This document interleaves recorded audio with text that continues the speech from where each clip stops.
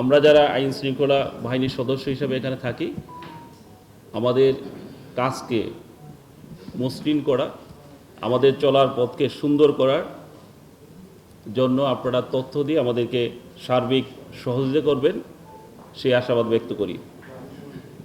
আমি মনে করি যে এই শহরকে সুন্দর রাখার জন্য সবচেয়ে বেশি গুরুত্বপূর্ণ যে বিষয়টা হলো সেটা হলো মাদকের বিরুদ্ধে জিরো টলারেন্স ঘোষণা করা। এছাড়াও কিশোর গ্যাং, সামাজিক অপরাধ, জনবান্ধব জবাবদিহিমূলক পুলিশিং ব্যবস্থা, সাইবার ক্রাইম, গুজব, অনলাইন জুয়া, এরকম অনেকগুলো বিষয় রয়েছে। সেই বিষয়গুলো তো আমরা গুরুত্ব দিয়ে আমরা কাজ করব। আমি বেশি না বলে আমি আপনাদের কাছ থেকেই আপনাদের মতামত এবং কোনো পরামর্শ যদি থাকে আমরা আসলে সেগুলো শোনার জন্য আমি অধীর আগ্রহে বসে আছি।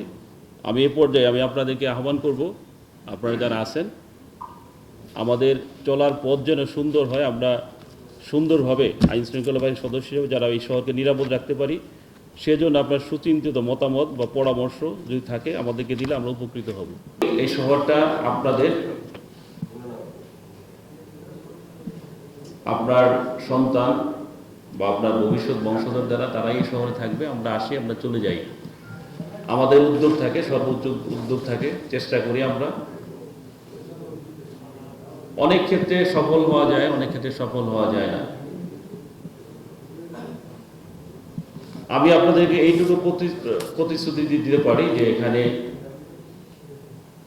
আপনাদের যে ভালোবাসা সেটা সর্বোচ্চ প্রতিদান আমার পক্ষ থেকে যেটা সম্ভব সেটা আমি দিব। এবং আমি প্রথমে বলেছি মাদকের বিরুদ্ধে যে জিরো টলারেন্স, ইনশাল্লাহ আমরা সেটা আমাদের তরফ থেকে, পুলিশের তরফ থেকে সর্বোচ্চ কঠোর ব্যবস্থা আমরা সেটা নেব। এখানে কোনো ধরনের কোনো ছাড় দেওয়া হবে না। অন্যান্য বিষয় যেগুলো আপনারা বলেছেন আমি প্রত্যেকটা পয়েন্ট আমি নোট নিয়েছি, যদিও আমাদের সভাপতি মহোদয় বললেন যে পুরানো কথা একই কথা ঘুরে ফিরে আমরা বলি, অনেকটা ঠিক। আমি প্রত্যেকটা পয়েন্ট নোট নিয়েছি। আমাদের এখানে ভারপ্রাপ্ত কর্মকর্তা যারা আছেন, 4 জন আছেন, উপ পুলিশ কমিশনার গণ আছেন, তারাও আমি মনে করি নোট নিয়েছেন।